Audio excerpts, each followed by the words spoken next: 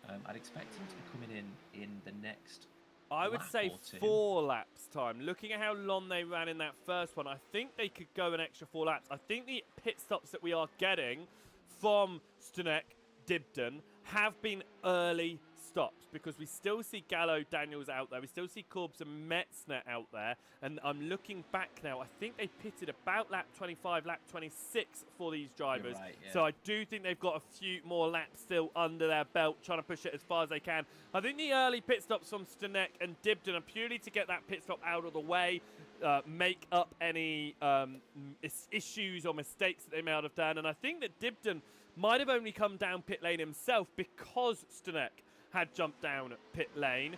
But with that being said, with Stanek and Dibden back down pit lane, neither of them have picked up any damage. I thought Stanek might have done with how close he was getting to some of the HBDs earlier in the race. But they haven't used their quick repairs. They're keeping them in the bank just in case something goes incredibly wrong. But inside your LMP1 field, we've watched this fight all race on, these fights that have been going on. There's only actually been one change of position from the start grid, and that is Dominic Gallo started in 6th, whereas Julian Daniels started in 5th. They have swapped around, and I think that just doesn't tell you the story of the race, does it? It just does not tell you all the racing that has been going on in this LMP1 field, especially for this top 5 position. Your LMP2 field, that shows you all the changes that have happened. Luca Gray up 1, Ryan Stringer up 2, Devlin down 2, Chatterton up 1, Gallo down, pit lane. This is going to be interesting because this is going to be crucial. Where is he going to come out in comparison to Ben Massey? Massey has lost time to Julian Daniels though, and he's very recently lost a little bit of time here for Ben Massey. It says that he was running slowly. What happened here? That is not what the man who was trying to chase down Dominic Gallo would have wanted. He pitted 11 laps ago. Gallo comes to a stop as he sees his teammate there of Marquez Ramos exiting pit lane, both of them running for the Gumi Designs. Here comes Ben Messi round the final corner. He will exit the final turn now. This is Gallo making his way down towards turn number 1, and for Ben Massey, he will get past Julian Daniels, but the gap up to Dominic Gallo here, 4 seconds between them. That is not what he would have wanted, and he threw away probably a good 2 seconds of those running wide. He dispatches Andy Bootland extremely quickly there through the Mercedes arena, but for Ben Massey, he wanted to take the fight to the end, did the undercut in the pit stop. He's running around right now in 6th position, 4 seconds behind Dominic Gallo. Can he close it up in the next 11 minutes of racing? We also see a massive gap now between Corbs and Metzner because Metzner has come down pit lane here. He came down a lap earlier than Corbs in the first stint. He's going to come down a lap earlier here. Are we going to see that slightly longer running from Jean Corbs play out to his benefit once again? Remember, he opened the gap by 4 seconds in the first pit stop strategy. Is it going to happen again for this final splash and dash? We should see Jean Corbs in this time around, and he should come back out in front of the order. But every time they come down pit lane, you mentioned earlier, James, is a challenge because you could always end it. Speeding into pit lane, throwing it into the barrier, anything and everything can go wrong. But for Jean Corbs, as he dispatches Andy Bootland, it should be down pit lane. This time of asking to take himself home with 10 minutes to go. He stays out. Corbs will go around for yet another lap of action here. The overcut, as we'll call it, worked out really well for him in the first pit stop. Will it happen again here in the second pit stop? Julian Metzner will be trying to do his best. 35 seconds back right now. Yeah, it's been a really strong drive from Corbs from flag right until this moment in time. So yeah, eking this bit of fuel out for another lap again. So I think we're going to see that gap might end up actually extending a little bit. However, Julian Metzner does look to be lapping a little bit quicker at the moment. Did seem to gain a couple of attempts in that last sector. So be interesting to see. But it's all about getting a clean in lap and a clean outlap as well. We've seen already multiple drivers having moments. Ben Massey throwing away really that opportunity to get past Dominic Gallo on his outlap. It's so easily done. Even if you've not changed your tyres, the tyres do drop a slight bit in temperature, but crucially you're also out of rhythm. This is a track where you need to get into that, what drivers will call a flow state, making sure that every single corner just nicely flows into the next one. The moment you've had a pit stop, your brain switches off for that second. You feel yourself relax, concentration can lapse. So it's going to be really crucial for Jan on these in laps, and then those first couple of laps to make sure that pace that we've seen all evening is maintained. Let's see if he comes in on this lap as we go through the Vidal chicane. Yep, there we go, into the pits we go. Nice and tidy through that right-hander, and just make sure that you get the car slowed down for pit lane. Nice and early on the pit limiter there, so taking no chances. When you've got a bit of a gap, there's no need to really throw the car in at that moment in time. Leave that to the chaser to take those risks as you try and bring it home in the last 8 minutes.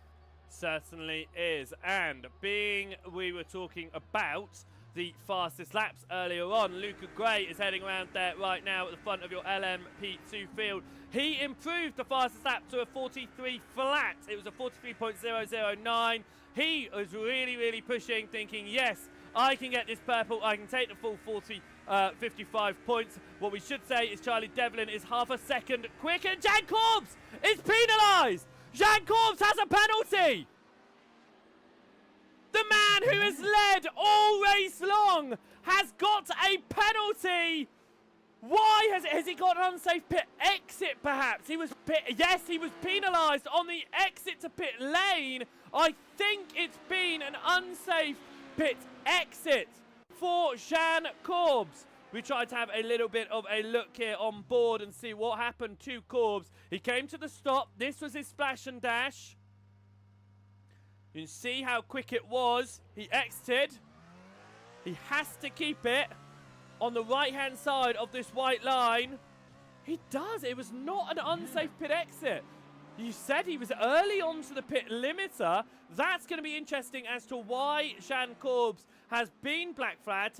He didn't get off lane either, so it's not like he got an off-track penalty. But for Jan Corbs, it is going to be a throwaway for your victory. And Julian Metzner, who's had nothing to answer for Jan Corbs all race long, has suddenly he's going to take the race lead, because here comes Corbs through the final turn, and he's going to have to take the penalty. Corbs gets onto the pit limiter there.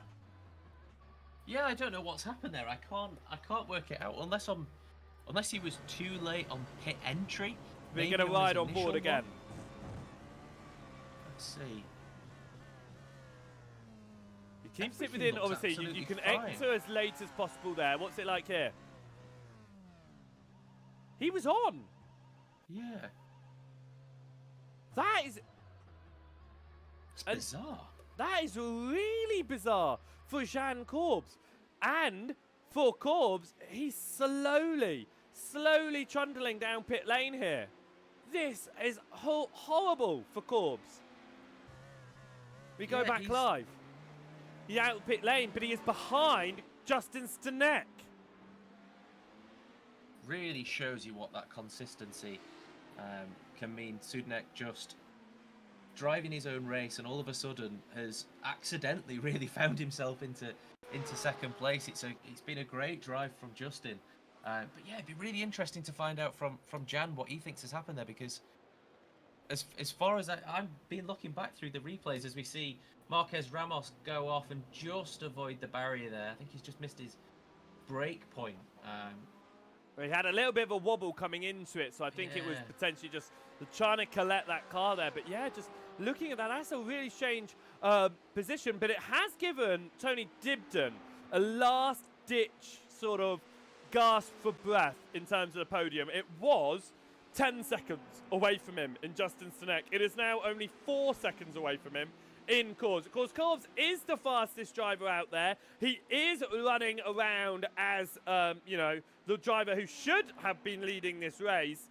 But Dibden could be looking up ahead and thinking, okay, maybe something. Corbs could overdrive it at this point in a potential chase down on Justin Stanek 6 seconds up the road, that he might then make a mistake and promote Dibden up to the podium. But this is going to have its own impact in your LMP1 championship, because we talked about that in our live standings earlier, about the gap between them. And Corbs no longer has that massive dominant run. Of course, he does have the bonus points for fastest lap, that extra 5 points on top of his 40 for P3. But that gap between himself and Julian Metzner will only be 13 points instead of 23 points that it was in his previous position. It has just closed that championship fight down at the halfway stage in this championship, because at the end of this race we are halfway through this season. 4 rounds will be complete. We have 4 to go, and we've got 3 back-to-back races as well as we head out for the next 2 race weekends after, well, 2 weekends after this one as well. Tony Dibden running around in 4th position, but losing time to Jan Corbs, who is just pushing hard in P number 3. We've watched the pit entry, we've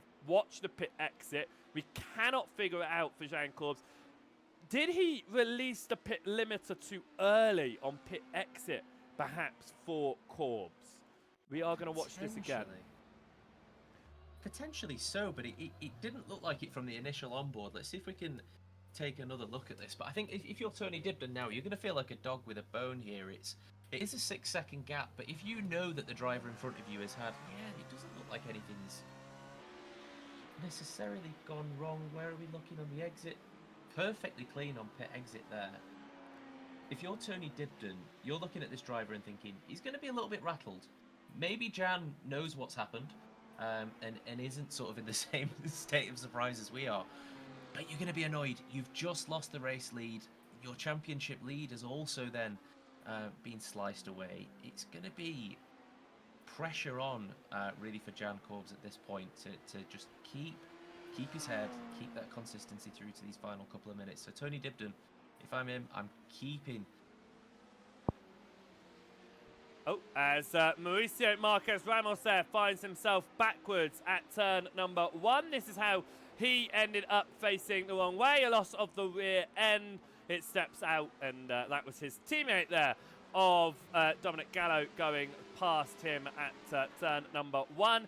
It does mean that Mauricio Ramos, Marquez Ramos, sorry, does need to come down pit lane to serve that penalty now. But we've talked about Corbs keeping his head. He certainly is. He has closed up to 5 seconds behind Stanek, but it's just not going to be enough for him to get second. He cannot overdrive this now because Julian Metzner is on the penultimate lap of asking. We are going to get 1 more to go at the end of this lap, so about 1 3/4 of a lap to go with 1 minute 24 on the board. But for Julian Metzner, it's been a second place all race long, and in the final pit stops for the splash and dash, it was all unraveled for Jan Corbs. Why?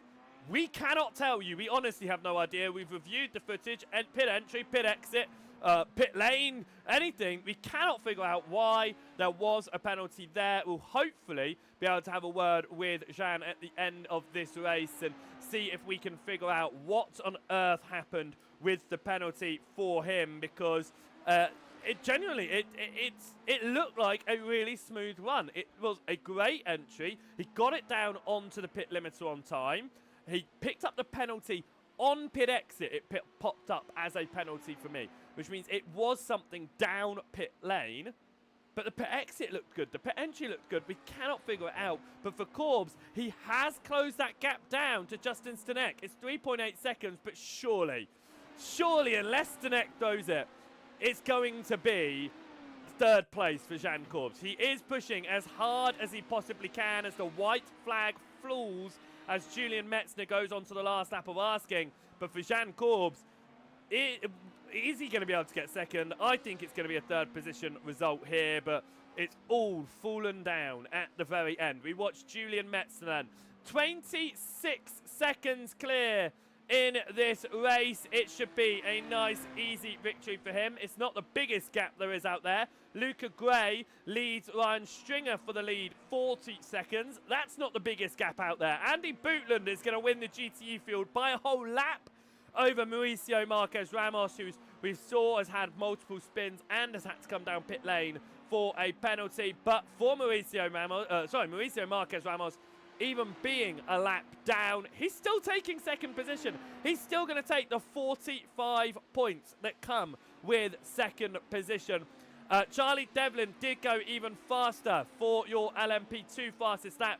He's managed to achieve a 42.221, which is 8 tenths faster than anyone else. Of course, he did put on a fresh set of tyres with that low fuel levels that'll help him out in getting the extra 5 bonus points. This, however, is Julian Metzner. He's going to come through the final chicane, and Metzner, second position all race long, will be our first repeat winner. He won at Spa. He will win here at Nurburgring. Julian Metzner takes victory in your LMP1 field. Luca Gray will come around to start his last lap of asking. Andy Bootland takes victory in your GTE field. And for Jean Corbs, it was enough to close up to 2 seconds between himself and Stanek. That was a 4-second that he's managed to gain to Stanek since his penalty. But for Corbs, it was just 1 lap too little, and he will take home 3rd position in this one. Stanek takes home 2nd place, and for Tony Dibden, it's 4th in the end. Ryan Stringer takes home 2nd in that. No, oh, is Ryan Stringer going to take home 2nd? Yes, he has taken home 2nd. He did not get onto the white flag lap, so he will actually finish a lap behind Luca Gray as well. Luca Gray took the lead at turn number 1 past Charlie Devlin, and he did not look back. He takes what will be his 2nd win of the season. The last time he took victory was round 1 at Silverstone, when Charlie Devlin did not appear.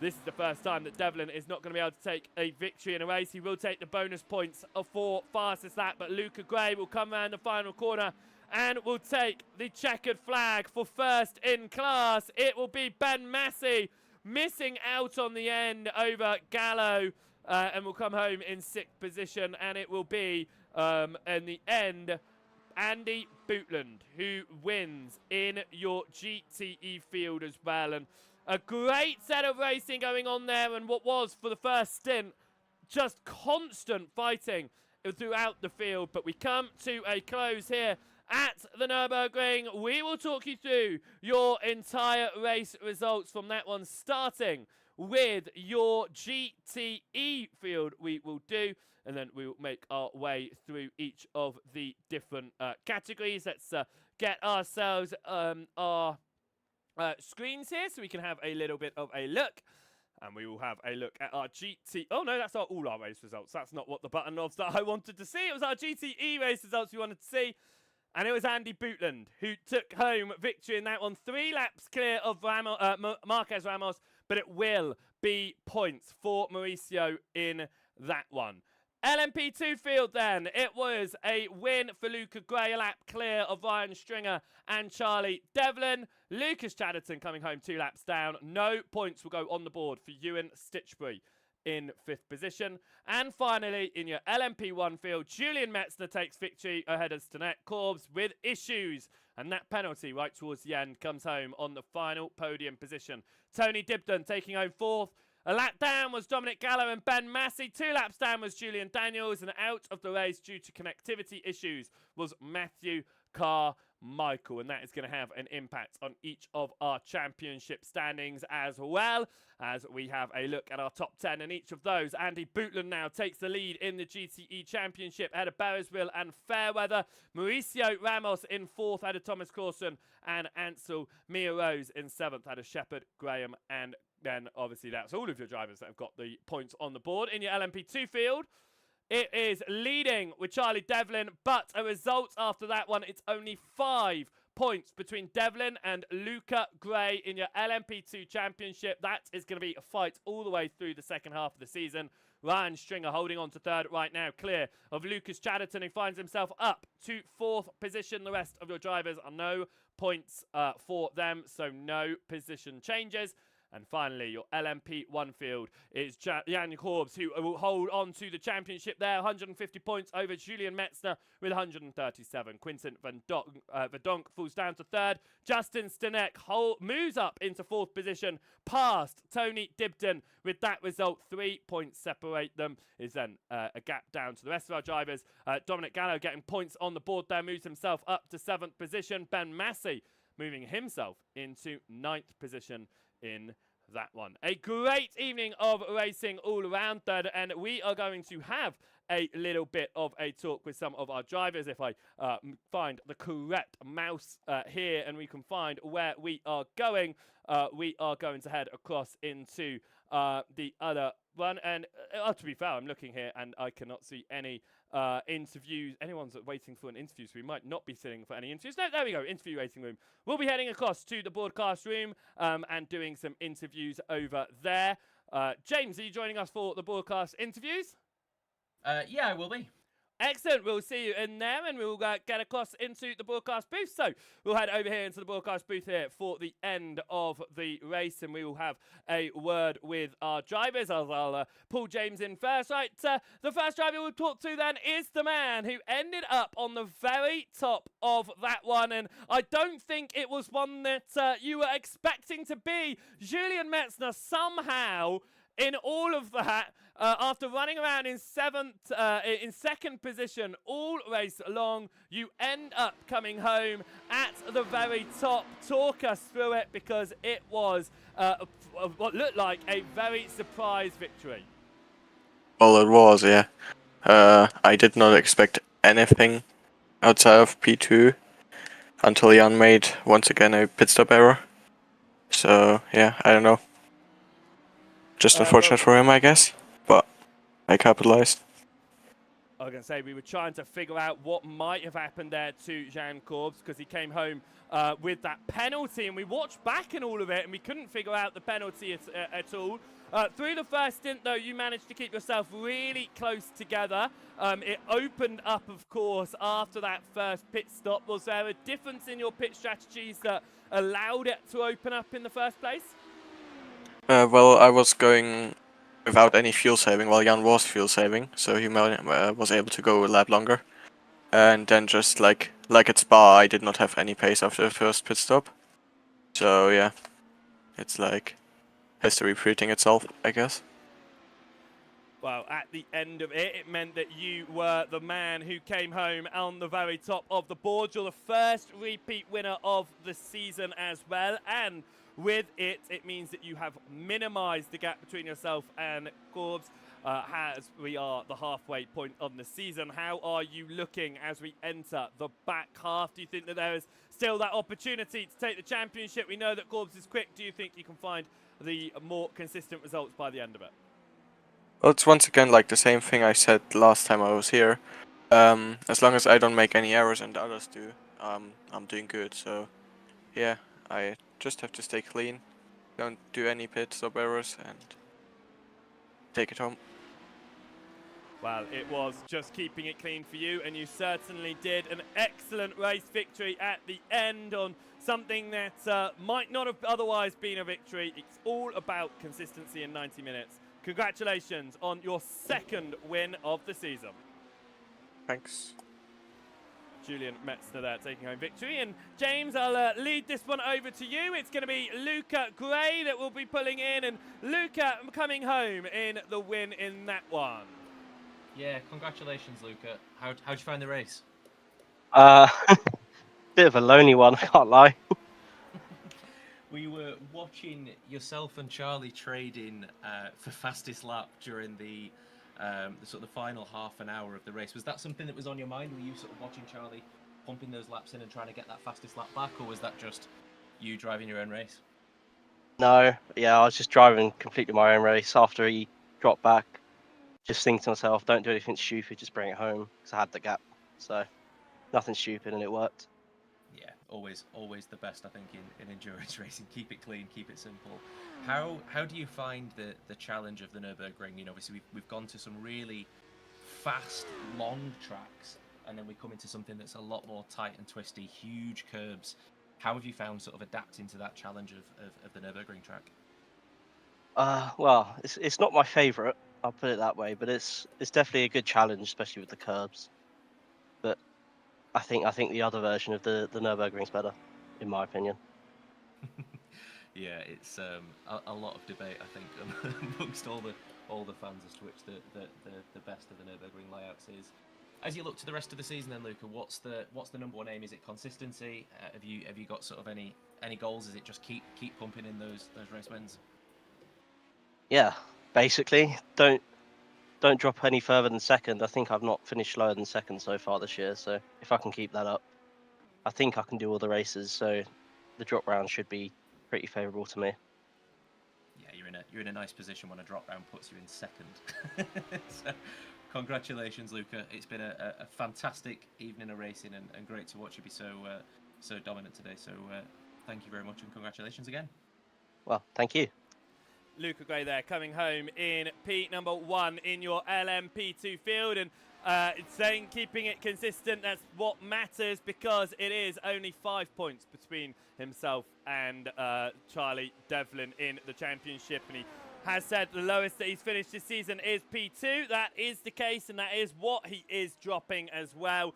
2 wins, 2 second places for Luca Gray as it stands. And with it being said here around the wonderful Nurburgring circuit, we are going to step back from the event because we are done and dusted here at the Nurburgring for the 4th round of competition. We will be back out again, of course, at the Autodromo Hermanos Rodriguez in just a week's time for round number 5. And hold on to your hats, guys. We aren't just going to go back-to-back races. No, we're going to 3 in a row. We'll also head across to the Circuit of the Americas on the 18th of April for round number 6. So make sure you are joining us for that one. If you're watching over on the Aztecs Racing YouTube page, make sure you hit that subscribe button over there so you're notified when we go live on these wonderful Saturdays throughout the season for this first season of competition in the WEC Classic League. If you're watching over on the Joseph Wright Broadcasting channels, if you're watching on YouTube, hit the subscribe button over there. If you're watching on the Twitch, hit the follow button. We are not done at Joseph Wright Broadcasting this weekend. We will be back out again tomorrow. We will be out for the Porsches and the touring cars, where instead of having James Pacey Knight with me in the box, we are going to have him out on the track, although it has been absolutely wonderful having you up here in the commentary box with me tonight. James, it was your first experience out there on the track for this WEC Classic League. It was the smallest grid to offer, but some great racing. How have you found it? Absolutely loved it. Yeah, it's been a fantastic evening of racing, and it's nice to be on this side of the racing rather than stressing out behind a steering wheel trying to keep it on track.